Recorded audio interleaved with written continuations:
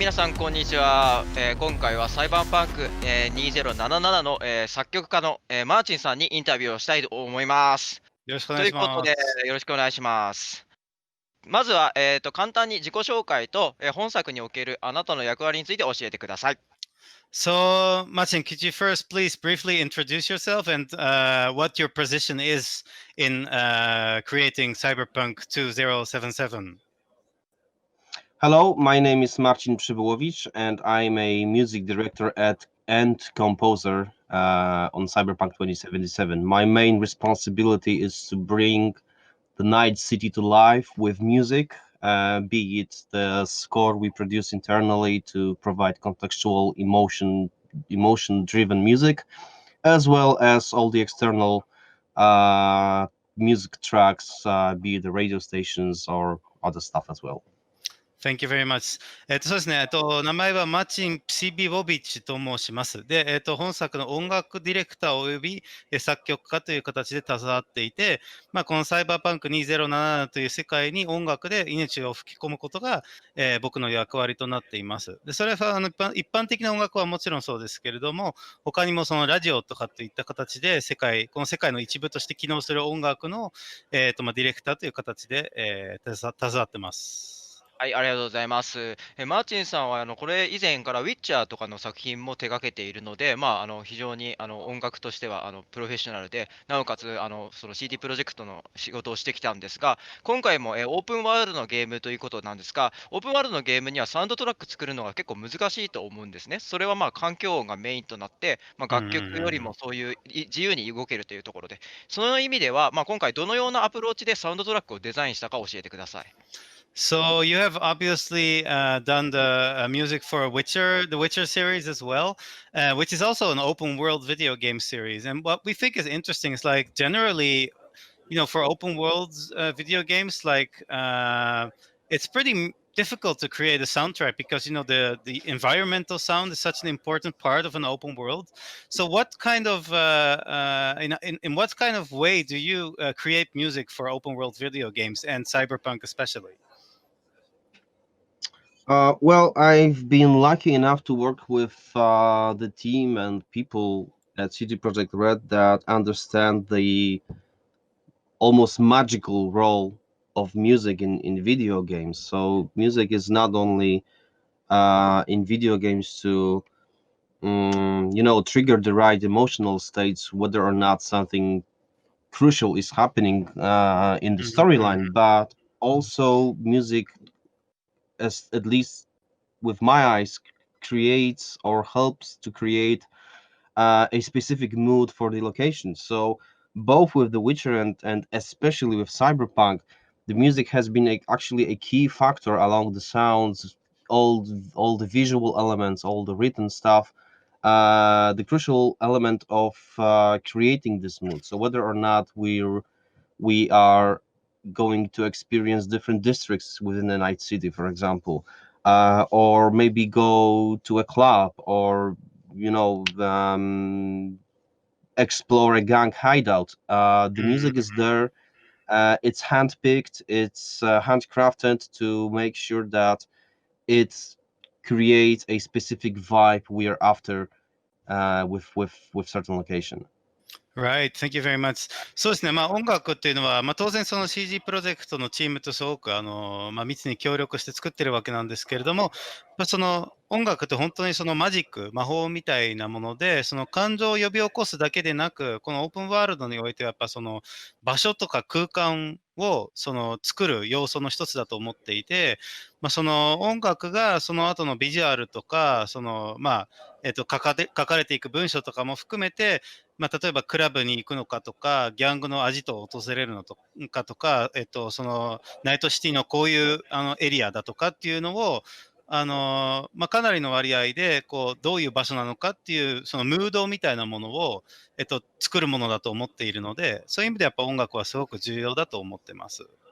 なるほど。まあ、やはりその都市が舞台なので、どういうところでどういう音楽になっているのか重要だと思いますが、今回の、サイバーパンクは、ウィッチャーに比べると、まあ、未来の作品で、うんうんまあ、逆に言うと、これまであった音楽というよりも、まあ、未来の音楽を作る必要があると思うんですよね。その点、どはい。ういったところで、まあ、違いとか苦労とかはありましたか？So one big difference then from The Witcher is that Cyberpunk 2077 is set into the future. So you cannot use music from the past. You have to create the music of the future. How do you do that? That's actually quite interesting and funny thing, because it took us, I think, over a year to figure out how to tackle with that. So, and actually, explanation was quite simple, and I think quite hmm, surprising, I would say, for us, because we figured out that um, once we take a look on other other works of art in pop culture, like movies, TV series, or video games, whatever, we quickly discovered that when you tell a story about the future, you still need to have something in that future which grounds you with your reality. So, Hmm. something you are familiar with, so that future thing is not completely abstract for you. Right. So we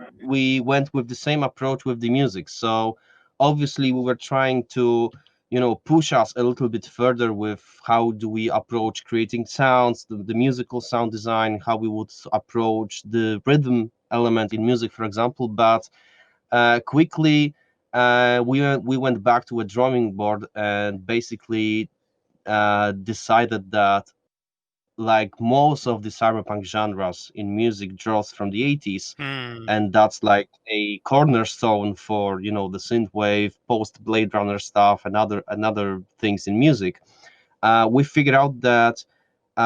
80s may not be our thing when it comes to 2077. The city itself, the world that Mike Pondsmith created, the story we are about to say and to tell in cyberpunk needs a little bit more edge. So it was actually the 90s we decided to draw heavily Oh, from. All forms of rave, IDM, industrial stuff is in our music, and then that's actually this futuristic element we were trying to tackle and then develop through the game. Right. Thank you very much. そうですね。まあ、この質問については結構最初はなんか1年ぐらいいろいろとですね、試行錯誤を繰り返してどんな音楽がその未来的なのかということを考えたときに、まあ、当然これまでにもいろいろと映画であるとか、まあ、小説であるとかいろんな媒体でその未来的な世界観が描かれてきたわけで、それで一つ分かったことが、その未来を描くときにも、やっぱりその今ここにある現実世界とどこかつながったような場所でなければ、全く感情移入ができなくなってしまうわけですから、まあ、必ずその未来がどこかのその延長上にある必要があったわけで、まあ、そこでやっぱそのサイバーパンクっていう世界観は、まあ、非常にその80年代の作品、まあ、ブレードランナーですとかの影響が色濃くて、だけど我々にとってはやっぱもう少しなんかエッジの効いたものが必要だなということで、80年代だけじゃなくて90年代のインダストリアルな音楽とかからもかなり影響を受けてまあ、未来的な音楽を作っていったわけなんですけれども、まあ、そこが出発点でそこからいろいろとこうさらに進化させていったというのが、まあ、今回のサイバーパンク2077の音楽になりますね。なるほど。非はい。常にそれは興味深いですね。まあ、80s っていうイメージがすごいサイバーパンクにやっぱり強いんですけど、それをまあ、あえて更新する90年代っぽさみたいなのが今回あるってことですね。じゃあちょっとそこだけ少し深掘りして聞かせてほしいんですけど、90年代の現実の音楽の中で、まあ、どういった要素を、まあ、特に関心があったり取り入れたりしたってことをできればお聞かせください。So you just mentioned that actually you guys took a lot of inspiration not just from the 80s, which cyberpunk atmosphere is best known for, but also from the 90s. Could you give us some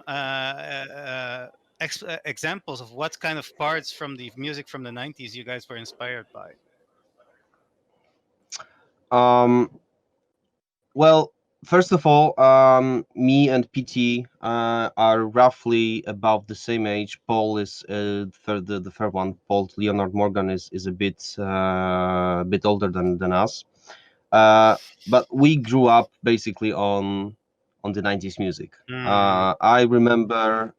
very clearly, and I love what the Prodigy did in the 90s, for example, what Beastie Boys were doing in the 90s, what Rage Against the Machine was playing during the 90s. So that's the music that occupies a very special place in my heart. Even though then my musical education went completely different way, that was still, part of me that I cherished, right, when I got older. So even though I was never a big fan of techno music, for example, as a as a listener, as a music person, it was kind of natural for us to pick these styles in particular for cyberpunk. So whenever you guys mentioned you played the game, so I think you may remember the Grand Imperial Mall and partner with the Animals, for example, the Animals gang. Right. That's where we heavily used techno influences, for example. There are Maelstrom hideouts where we tried to tackle on some industrial sounds, which we think fit quite nicely with how this gang looks, what's their with their attitude, their agenda within the world, etc. The same goes with Scavengers from the prologue, right? That quest where you go with Jackie, explore the building and find out their hideout to rescue one girl. There are even some hard base elements there, so we tried to get as much as we could from the 90s according to the game's needs, obviously, and then try to give that music, I would say, a modernized spin, basically. So it would act like it's done in 2077, but reality is it was done in 2018, 2019, 2020, and reflected 1990s. So kind of a weird structure, but I think it worked pretty well. Right. Thank you very much. そうですね。今回その音楽に携わったメンバーは大体こう同じ世代の者同士で、その90年代に育ったわけですね。ですから当然彼らはミュージシャンとしてこの時代にすごく影響を受けていて、例えばマーチンさん本人がすごくやっぱり当時の音楽で覚えているのは、ちょっとここで今井さんの助力が必要になりますけど、シティボーイズとかあとプロジティ。プロデジ、はい。プロデジ、あとレイス・アゲンス・ザ・マシーンという。レイス・アゲンスト・マシーンですね。はい。これ曲名ですかね、多分。いや、全部バンドとかユニットですね。ヒップホップの有名なビースティーボーイズとか、ロックの中でもヒップホップとなんかミクスチャーしたレイズ・アゲンスト・マシーンで、プロデジーっていうのは非常に90年代にハードコアテクノが流行った中では一番有名なおそらくユニットですね。僕も同じ世代なので非常に馴染みある人ばっかだと思います。なるほどですね。この人たちがやっぱり彼のこうね子供時代をこう代表する音楽だったりするわけなんですけど、実は彼が音楽家としてその音楽の教育を受けていく過程で全く別のその方向にこう進むわけなんですけれども、例えばだから個人的にはテクノ音楽とかはそんなにこう聴いてて好きな音楽ではなかったけど、それでも今回サイバーパンクでは取り上げるとこううまくこの世界観と絡み合うなということで取り上げた部分があったりして、例えば多分以前の私有映像でも出てると思うんですけど、アニマルというギャングがいますよね。いましたね。はいはい。で、彼らの、いるモールとかでは、すごくやっぱテクノっぽい音楽を使ってたりとか、あとは、別のそのアジトでは、もう少しインダストリアルな感じの音楽を使ってて、それがそのギャングのその見た目であるとか、行動とか、その世界における立場とすごい絡み合ってる場合とかには、いろいろとそういう、90年代の音楽を使っ、それをさらにこう、現代化するというか、2077年にその音楽が作られたようなタッチにしていくわけなんですけど、実際にはもちろん、2018年であるとか、最近作曲されたわけですけど、そういう未来的な感じがするように、こう、現代風にアレンジした90年代っぽい音楽っていうことになりますね。はい。まあね、非常に興味深いです。2077年にはもしかしたら90年代リバイバルが起こっている可能性があるかもしれないので。So we're gonna see a 90s music revival in 2077 then, right? Probably in the future. はい。いずれにしろ、僕も非常に90年代の音楽が、すごく、影響を受けていますけど、それこそインダストリアルっていうテーマっていうのは非常に、人気を博したところで、インダストリアルロックとか、インダストリアル、なんだろうな、ミュージックっていうのはすごいあって、要するに機械みたいなガチャガチャした音が入るんだけど、確かにそれはサイバーパンクに非常に似合う感じはしますね。じゃあちょっと違った方向性の質問ですけど、そういうふうにいろんな音楽ジャンルが登場するのがこのサウンドトラックの魅力なんですけど、その音楽を作りながら、なんていうか、アーティストの設定みたいな、架空のアーティストの設定とかも、マーティンさんが作ってるんですかね。So another interesting part from making music for a fictional world is that you have artists in that world that are fictional as well. They don't really exist. So the settings for those kind of artists, is that something that you came up with yourself as well, or how does the team come up with fictional settings for artists and music styles and things like that? That was actually a team effort. It all started with me realizing that,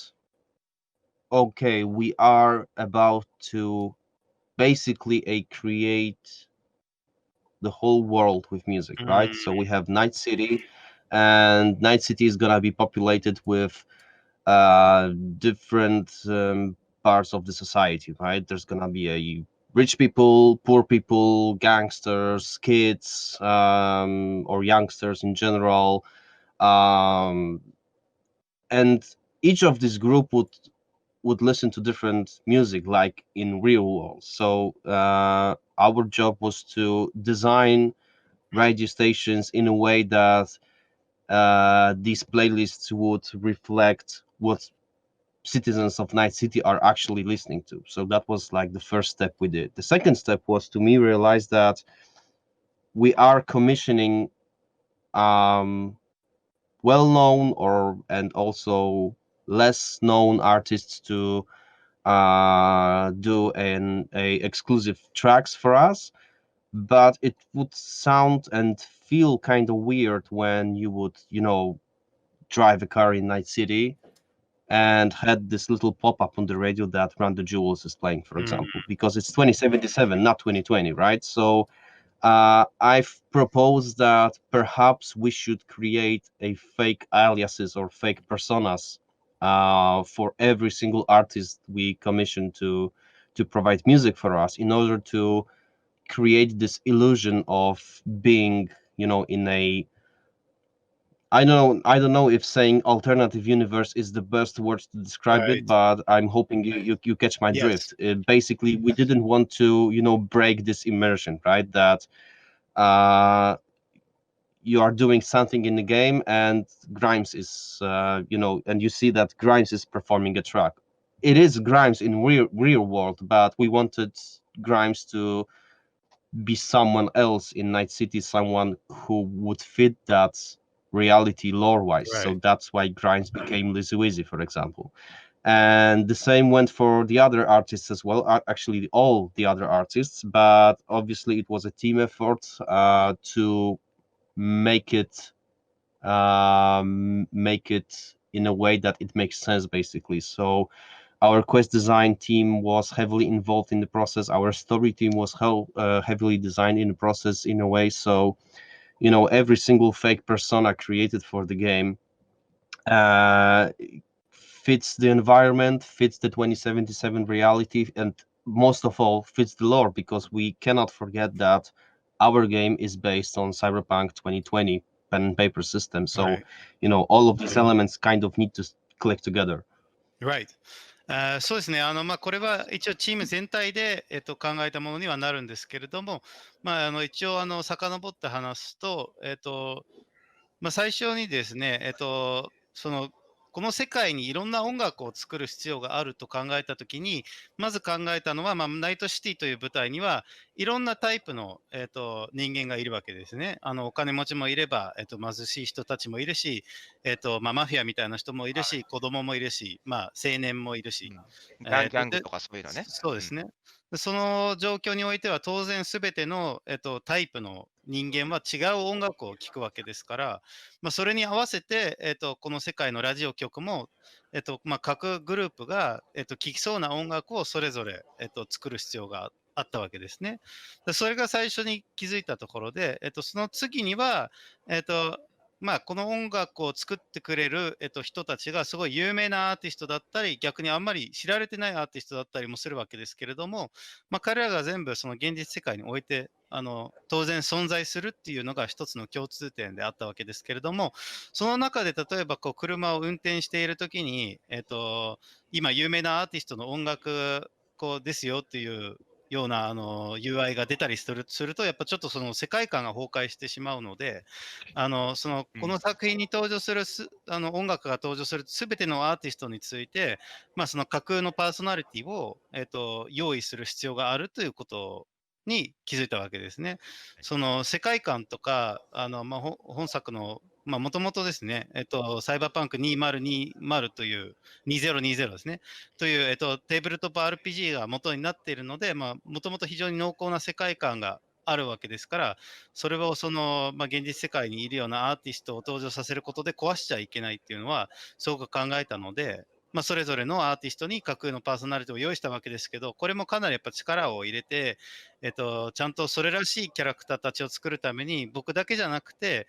クエストデザインのチームとかストーリーチームとかもみんな関わって、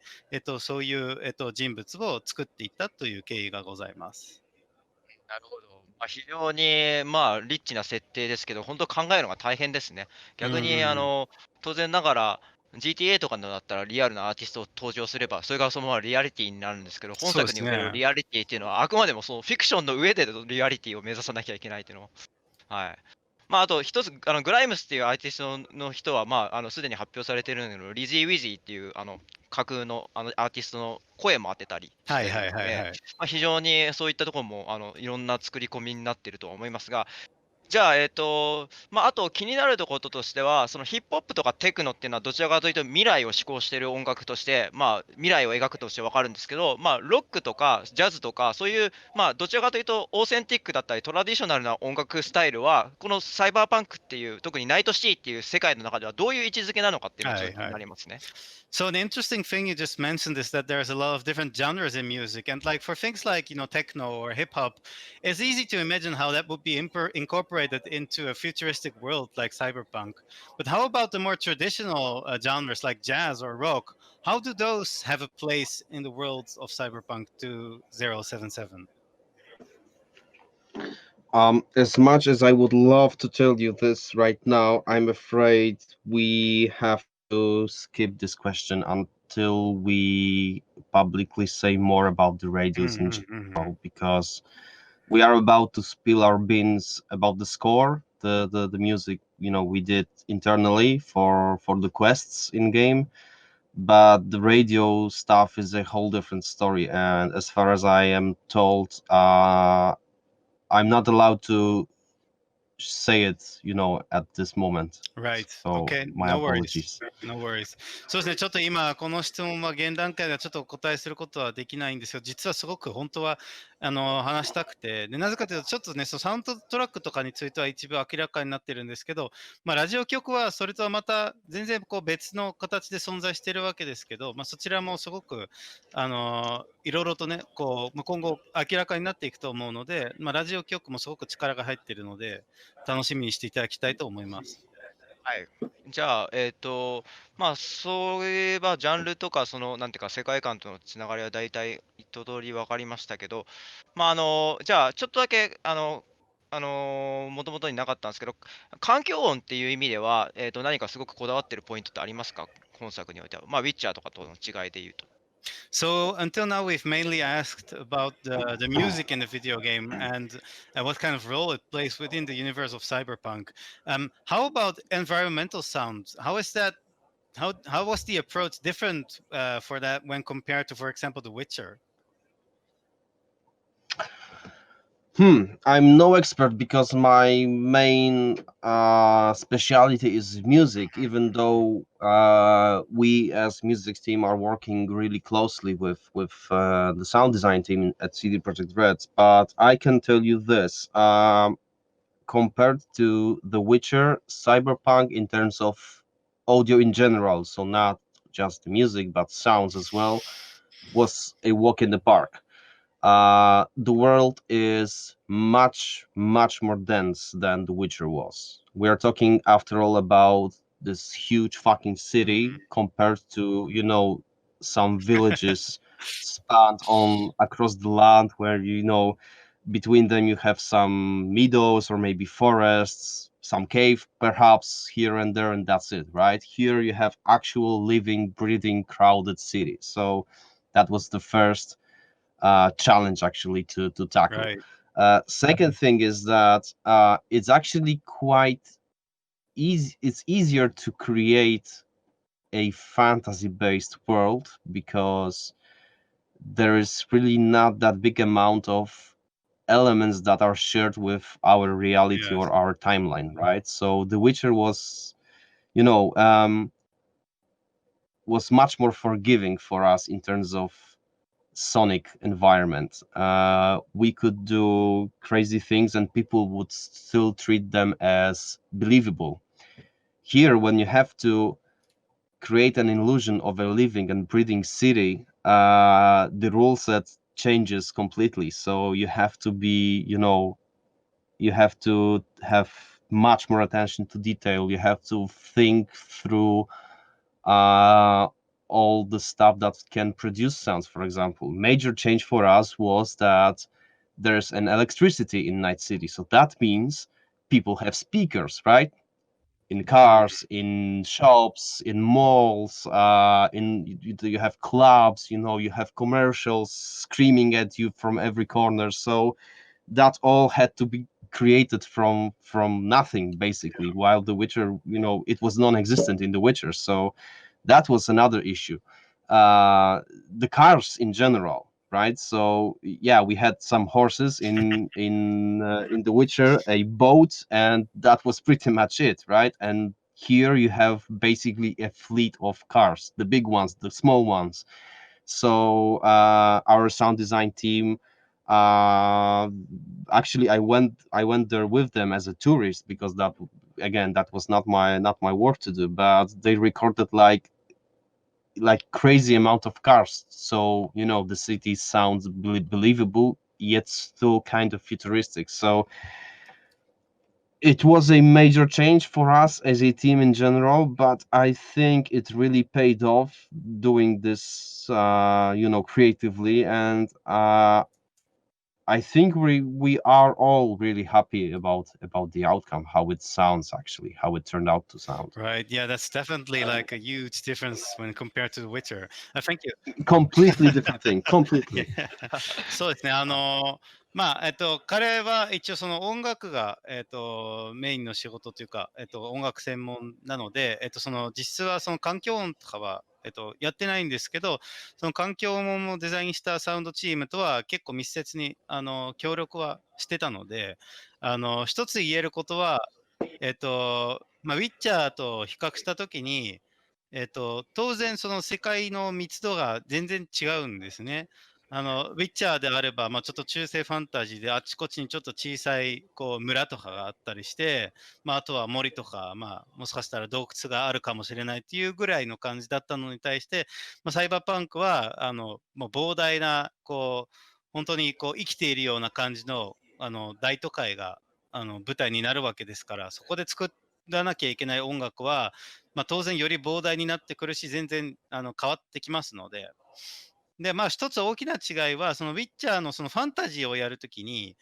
あまりこう、現実世界に縛られないんですね。ちょっとこう、その現実世界にないような音でも、そのファンタジーだからっていうふうに、みんなこう、許容範囲がより広くなるわけですけれども、この、サイバーパンクっていう未来都市を描く場合には、よりその現実世界に近い、その都市にありそうな音っていうのを、環境音でも再現しなきゃいけなくなるので、本当にウィッチャーとルールが全く違ってくるんですね。で、当然そのディテールもすごく、増えてきて、一つ大きなウィッチャーとの違いはその電力ですね。電気が、あらゆるところに走っていることによって、当然人々はスピーカーを持ってるし、お店とかモールとかクラブとか、あとはそのね、広告とかからいろんな音が同時にこうやってくるような世界で、それを全部こう一から作らなきゃいけなかったですね。あとは車ですね。ウィッチャーであればこう馬があって船があって、でそれ乗り物の音もそれぐらいなわけですけど、今回は本当にいろんな車がその、ナイトシティを走るわけですから、マーチンさんは、一応その仕事じゃないけど、その環境デザイン、環境音サウンドチームについていって、彼らがこう車の音を取るところを見たんですけど、本当にこう信じられないぐらいの数の車の音を取って、それらをゲームに落とし込むことで、未来的であると同時にリアルな街を車の音でも再現してるわけですね。だからこうしたウィッチャーと比較した時のこういろんな大きな変化があったわけですけれども、大変な部分もあったんですけど、結果は非常にそのリアルな街を作ることができたと思いますので、そこは本当に良かったなと思ってます。はい、すごい興味深かったですね。じゃあ次最後の質問になると思いますけど、マーチスさんが自身で作ってる今回のサウンドトラックと、それに影響してる自分が好きな音楽のジャンルとかアーティストとか聞かせていただければと思います。えっと、つまりその彼が自分で好きだった音楽ってことですと、か？彼が今回、あと楽曲も作ってるはずなので、どういったああ、ものを作っなるほど。ていますかってことはいですね。はいはいはいはい。So, this will be the last question, but so what are some of your favorite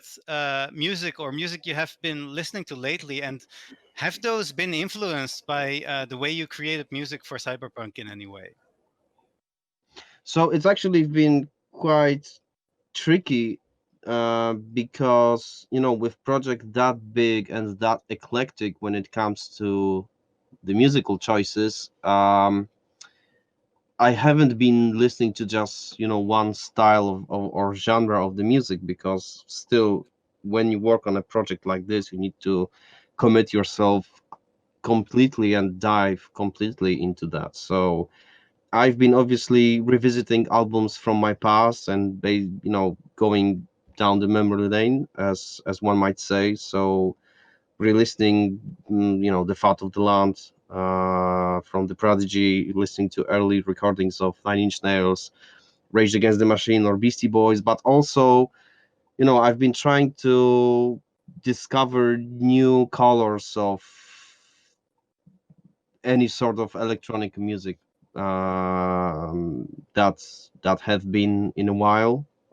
So even though I'm not personally a big fan of techno, I've been listening to it like a crazy person for the last year. So you know, um, it's been a hell of a ride, but I think it's gonna be reflected in the music, and people will actually be able to experience that. うんうんうんうん。そうですね。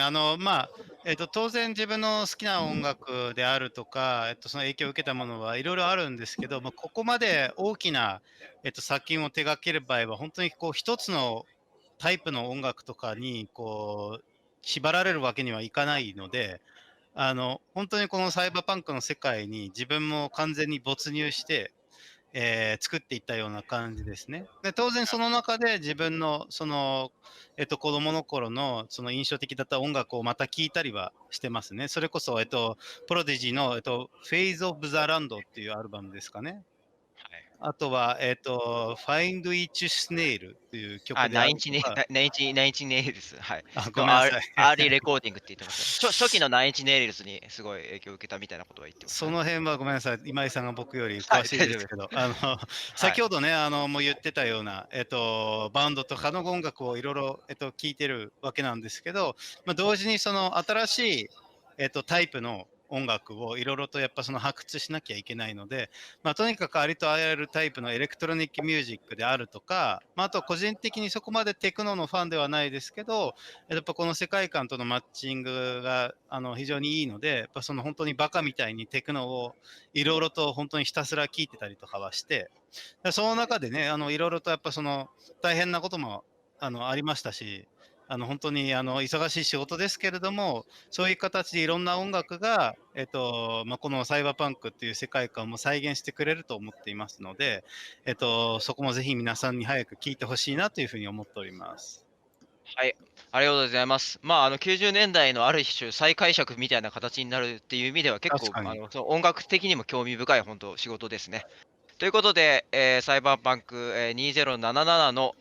コンポーザーのマーティンさんのインタビューでした。ということで、どうもありがとうございました。Thank you so much for showing up today, Martin. It was great. Thank you. Thank you for having me. Thank you.